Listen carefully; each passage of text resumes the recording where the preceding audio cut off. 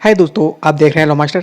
आज हम जानेंगे जो मोटर एक्सीडेंट क्लेम है। जब आपने देखा होगा, जब कभी भी सड़क दुर्घटना में किसी की मृत्यु हो जाती है या फिर उसका कोई भी पार्ट है, कोई हाथ या कोई भी अंग डैमेज हो जाता है, तो उसमें हम क्लेम किससे लेंगे, इसकी क्या होती है पूरी प्रक्रिया, और ये कोर्ट में किस प्रकार से ये मुकदमा दाखिल किया जाता है, और स्टेप बाय स्टेप हम इसको समझने की कोशिश करेंगे और किसको ये क्लेम मिलेगा और कौन इस पूरा क्लेम देगा और किस किस को इसमें पार्टी बनाया जाएगा, किन के ऊपर मुकदमा किया जाएगा, किस अधिनियम के अंतर्गत किया जाएगा। तो इसका जो पूरा मैं इसको आपको समझाने की कोशिश करूंगा। इसमें जो स्टार्टिंग से लेकर एंड तक, यानी जो घटना है उससे लेकर क्लेम मिलने तक की पूरी प्रक्रिया को एक इस जजमेंट के जरिए आपको पूरी समझाने की कोशिश करूंगा। तो चलिए आरंभ करते हैं। और हाँ, आप अगर ये पूरा वीडियो नहीं देख पाएंगे तो आप नहीं समझ सकते हैं, क्योंकि सारे जो सीक्वेंस है, वो पूरी घटना है, वो एक दूसरे से जुड़ी हुई है, तभी आप समझ पाएंगे। तो वीडियो हो सकता है लंबा हो जाए, लेकिन मैंने बहुत शॉर्ट में इसको बनाने की कोशिश करी है। तो सबसे पहले हम घटना समझते हैं। घटना इस प्रकार है, संक्षेप में। याचीगण वह होता है जो भी जिसके परिवार से किसी भी व्यक्ति की मृत्यु हुई है, जो क्लेमेंट है। तो मैं सबसे पहले आपको घटना बताता हूँ। दिनांक 9/2/2019 को मृतक, चूंकि अब ये मैंने जो मुकदमा है इसमें जिसके एक्सीडेंट होता है, जिस गाड़ी से एक्सीडेंट होता है उसकी मृत्यु हो जाती है, तो मृतक अपने गांव से एक्टिवा, अब जो मृतक है वो अपने स्कूटर से जाता है, मैंने नंबर पूरा नहीं लिखा है, से जा रहा था और समय लगभग अपने गांव रोड पर पहुंचा, यानी वो एक लोकेशन पर पहुंचता है, तभी विपरीत दिशा से साइड से तेजी व लापरवाही से चलाते हुए एक्टिवा स्कूटर में गलत साइड टक्कर मार दी। अर्थात एक टाटा एस गाड़ी आती है जो कि तेजी व लापरवाही से उसके वाहन में टक्कर मार देती है। उक्त दुर्घटना से जो व्यक्ति है उसको काफ़ी चोटें आई और उसकी घटनास्थल पर मृत्यु हो गई। उक्त ड्राइवर उक्त वाहन को घटना स्थल पर ही छोड़कर भाग गया। अब देखा होगा आपने कई बार, जो इस प्रकार की घटना होती है एक्सीडेंट की, उसमें लोग वाहन को छोड़कर भाग जाते हैं। जब देखते हैं पब्लिक आ रही है, कई बार लेकर भाग भी जाते हैं वाहन को।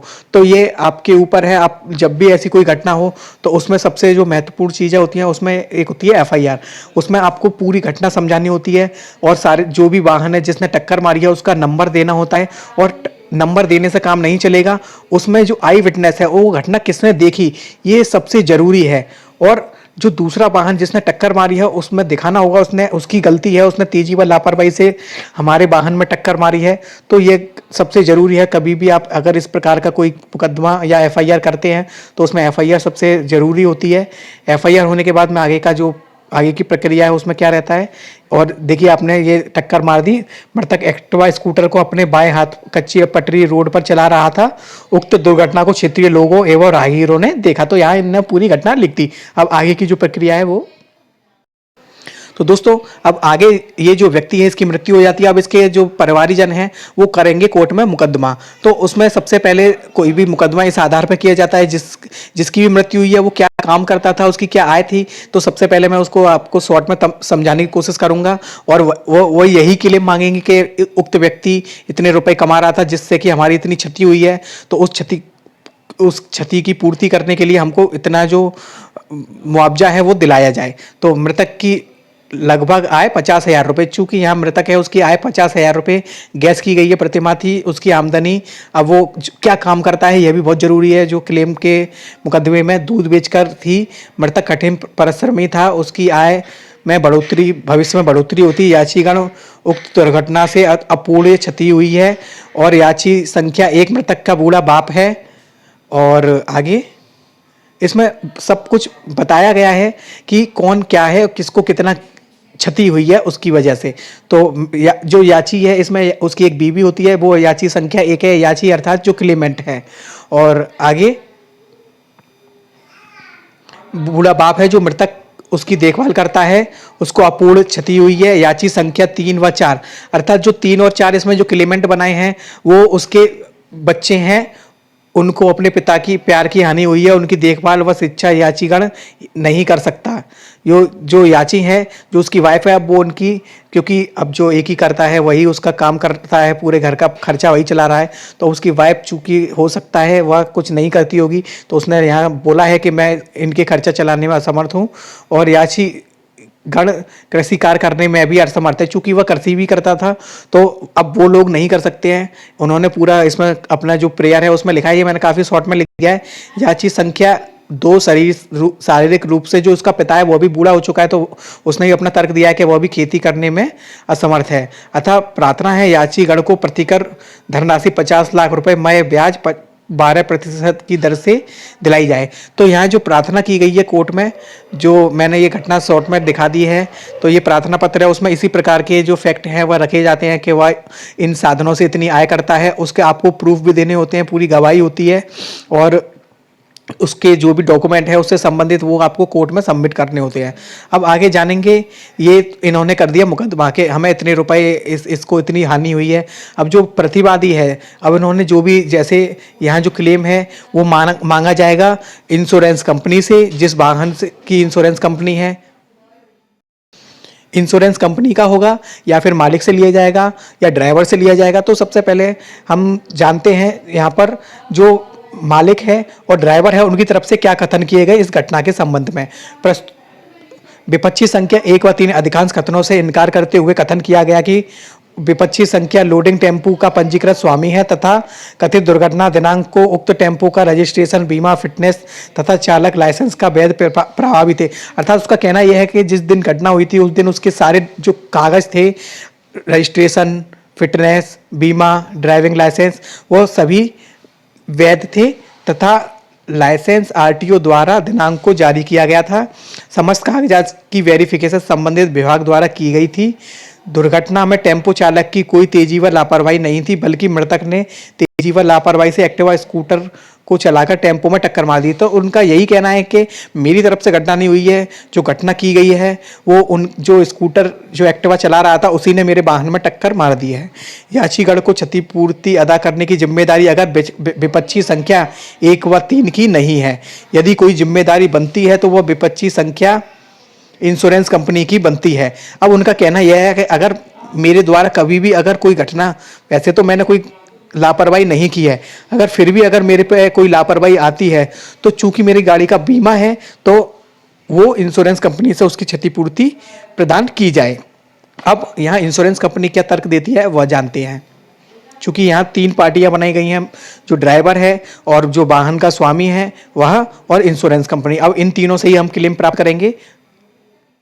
तो जो इंश्योरेंस कंपनी है उसका तर्क यह रहा, याचिका के से जो कथन है उनसे इनकार करते हुए कथन किया गया कि याचीगढ़ को याचिका दाखिल करने का कोई बाद उत्पन्न नहीं है, इसलिए याचिका विधिक रूप से पोषणीय नहीं है। याचीगढ़ ने साइड प्लान, तकनीकी परीक्षण, आरटीओ रिपोर्ट, पीएमआर और आरोप पत्र और डीएल की प्रतियां प्रदान नहीं की हैं। तो देखिए, अभी कभी भी आप इस प्रकार का मुकदमा कोर्ट में दाखिल करते हैं तो आपको एक एक जो कागज है वो कोर्ट में दाखिल करना होता है। उसकी सैलरी से लेके पोस्टमार्टम रिपोर्ट, एफआईआर, जो चार्जशीट है, कि कोर्ट को प्रूफ करना होता है कि यह घटना वास्तविक तौर पर हुई है। और जितने भी गवाह होते हैं उन सबको भी कोर्ट में गवाही उसकी करानी पड़ती है, उसकी सैलरी से संबंधित सारी गवाहियां करानी पड़ती हैं। तो इंश्योरेंस कंपनी ने यही कहा कि ये जो दस्तावेज हैं वो नहीं दाखिल किए गए हैं। चूंकि ये पहले का स्टेप है, इसके बाद भी कोर्ट में दाखिल कर सकते हैं, लेकिन जब एविडेंस में आ जाता है, गवाही में आ जाता है, सारी प्रक्रिया हो जाती है, तब आप ऐसा नहीं कर सकते। तो आप देख सकते हैं आपको सारे जो दस्तावेज है घटना से संबंधित हैं वो दाखिल करनी चाहिए। दुर्घटना एक्टिवा के चालक की उपेक्षा के कारण घटित हुई है। अर्थात जो यहाँ इंश्योरेंस कंपनी है वह भी ये कह रही है कि उसके द्वारा जो लापरवाही की गई है उससे जो घटना हुई है, एक्टिवा चालक को आवश्यक पक्षकार न बना जाने के दोष से दूषित है। उनका भी यह कहना है कि जो यहाँ पर एक्टिवा है उसकी इंश्योरेंस कंपनी से ये क्लेम दिया जाए, ना कि हमसे। देखो, कभी भी कोई घटना होती है तो वहाँ क्लेम हम या तो जिसकी गलती होती है उससे प्रदान किया जाएगा आपको। तो अगर एक्टिवा का जो चालक है उसकी तरफ से अगर गलती मानी जाती है तो एक्टिवा का जो इंश्योरेंस कंपनी है उससे आपको क्लेम मिलेगा। और अगर जो जिसने टक्कर मारी है उससे अगर कोई गलती होती है तो आपको उस वाहन से क्लेम मिलेगा।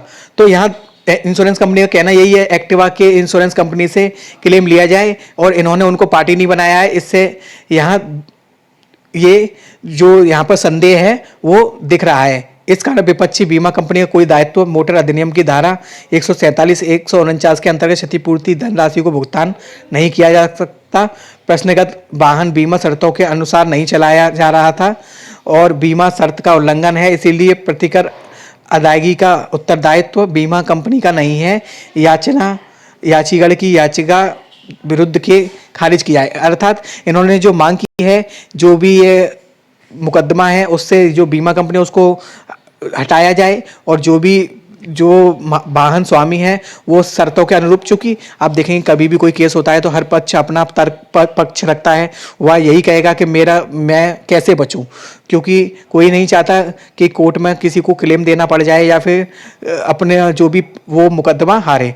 तो यहाँ उनके द्वारा यही कहा गया कि वह शर्तों का उल्लंघन कर रहा था, उसके द्वारा तेजी व लापरवाही से चलाया जा रहा था वाहन। अब आगे जानते हैं जो कोर्ट है वह क्या कहता है। उभय पक्षों के अभिवचनों के आधार पर दिनांक को निम्नलिखित बिंदु विचारित किए गए। अब देखिए, जब दोनों लोग अपना WS दे देंगे और क्लेम दाखिल हो जाएगा, इसके बाद जो इशू है वो कोर्ट में बनते हैं, यानी किन तथ्यों पर मुकदमा चलेगा और कौन कौन से ऐसे फैक्ट हैं जो कि विवादास्पद है, जो लोगों ने स्वीकार नहीं किए दोनों पक्षों ने। तो क्या दिनांक को वाहन संख्या के चालक ने तेजी व लापरवाही से, अब जो कोर्ट है उसके सामने इन बिंदुओं का निस्तारण किया जाएगा। स्कूटर दिनांक से टक्कर मारकर घायल कर दिया जिससे उसके चोटें आई, परिणाम स्वरूप मौके पर मृत्यु हो गई। एक तो यह बिंदु है, इसको कोर्ट को तय करना है। क्या दुर्घटना के दिनांक के समय वाहन बीमा कंपनी से बीमित था? यदि हाँ तो उसकी डेट। क्या कथित दुर्घटना के समय उपरोक्त वाहन चालक के पास लाइसेंस था? तो अब ये कोर्ट के प्रश्न हैं। अगर ये सारे सही होते हैं और इनका निर्धारण हो जाता है फिर आगे की प्रक्रिया तय होगी। क्या याचिका कोई प्रतिगत धनराशि प्राप्त करने के अधिकारी हैं? अगर हैं तो कितनी? अब ये कोर्ट इन जब बिंदुओं को तय कर लेगा तब आगे की प्रक्रिया होगी। चूंकि दोनों तरफ से WS आ चुका है, मैंने उभय पक्षों के विद्वान अधिवक्तागण की बहस सुनी तथा पत्रावली का, अब यहाँ मैंने काफ़ी चीज़ें स्टेप कम कर दिए हैं। अब कोर्ट ने इन सारे फैक्टों को रखा कि कितना क्लेम मिलना चाहिए, उसके पास लाइसेंस था, किसकी गलती थी, और जब सब पक्ष अपना गवाही करा देंगे, सारे कोर्ट में कागज जो भी दस्तावेज हैं वो दाखिल हो जाएंगे, अपने अपने डॉक्यूमेंट सब दाखिल कर देंगे कि मेरा जो लाइसेंस है वो वैध था, और दोनों जो दूसरा पक्ष है जो क्लेमेंट है वो कहेगा मैं इतने रुपए कमा रहा था, उसके संबंध में सारे दस्तावेज दाखिल कर देगा और सारी गवाही हो जाएंगी किसने घटना देखी। इसके बाद दोनों पक्षों के तर्क को देने के पर पूरी गवाही होने के बाद आगे की जो प्रक्रिया रहेगी वो इस प्रकार है। दुर्घटना प्रतिवादी संख्या के वाहन को तेजी व लापरवाही से चलाए जाने के कारण घटित हुई थी जिसमें की मृत्यु हो गई थी और इसकी कोई योगादायी उपेक्षा नहीं हुई। आगे यह दोष सिद्ध हो चुका है कि दुर्घटना का, अब यहाँ जब सारी घटना जो पूरी घटना है, पूरे जो कोर्ट सारे गवाही को जब कोर्ट में पूरी प्रक्रिया हो जाती है उसके बाद जो कोर्ट अपना तर्क देता है वह इस प्रकार है। यह सिद्ध हो चुका है कि दुर्घटना कारित करने वाले वाहन संख्या के चालक प्रतिवादी संख्या 3 के पास वैध व प्रभावी लाइसेंस था। दुर्घटना के समय प्रतिवादी संख्या 1 का वाहन संख्या UP magma general insurance limited company से बीमा था तथा उक्त वाहन बीमा शर्तों के अनुरूप चलाया जा रहा था। ऐसी स्थिति में दुर्घटना के संबंध में देय प्रतिकर धनराशि का दायित्व विपक्षी संख्या जो इंश्योरेंस कंपनी है। चूंकि अब यहाँ आप देख सकते हैं जो कोर्ट ने पूरी जब घटना का जब पूरी गवाही होती है, सभी लोग अपने फैक्ट रखते हैं, सभी अपने दस्तावेज रखते हैं, तो यहाँ जो कोर्ट ने आप देख सकते हैं जो तय किया हुआ यह है कि उसका जो लाइसेंस है वो वैध था और सारे दस्तावेज वैध थे और जो यहाँ पर जो दुर्घटना है वो सिद्ध हो चुकी है। तो यहाँ जो इंश्योरेंस है वो इंश्योरेंस कंपनी के ऊपर पूरा जो इसका बर्डन है वो दे दिया गया है। समस्त परिचर्चा के आधार पर याचिका प्रतिकर की जो प्रतिकर है जो क्लेम है मुबलिक 12,12,400 रुपये प्रदान किए जाने योग्य है। तो यहाँ जो उनका क्लेम जो कोर्ट ने डिसाइड किया है उसकी आय को देखते हुए और सारी गवाही को देखते हुए 12,12,400 रुपये तय किया है, जो कि दिनांक से वास्तविक भुगतान की तिथि से 7% वार्षिक साधारण ब्याज की दर से आप स्वयं पढ़ सकते हैं। विपक्षी संख्या 2 से मैग्मा जो इंश्योरेंस कंपनी है के विरुद्ध आंशिक रूप से स्वीकार की जाती है और जो इंश्योरेंस कंपनी को आदेश किया जाता है प्रतिकर की राशि 30 दिन के अंदर न्यायाधिकरण के खाते में जमा करे, अन्यथा न्यायालय के माध्यम से प्रतिकर की राशि मैं ब्याज के वसूल पाने के अधिकार होंगे। तो यहाँ जो कोर्ट ने इंश्योरेंस कंपनी को इंस्ट्रक्शन दिया है कि वो 30 दिन के अंदर जो राशि है वो उस खाते में जमा कर दे कोर्ट के। फिर कोर्ट आगे जो तय करेगा वो किस प्रकार से तय करेगा, किसको कितनी राशि मिलनी है, मैं चलो ये भी आपको समझा देता हूँ।